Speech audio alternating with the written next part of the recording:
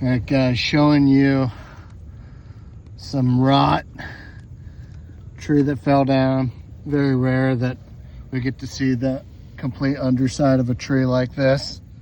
Even in removal, you're just doing a grind. So to be able to see the root ball turned upside down like this is really great for diagnostics and learning. So anytime I see it, I stop by, check it out. As you can see with this one, it was compromised completely by the decay, and that wind just took this tree down.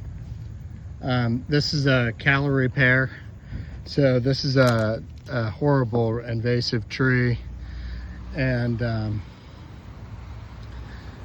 it's sometimes nature has a good way of taking care of things for us, but this tree will sucker madly from these roots.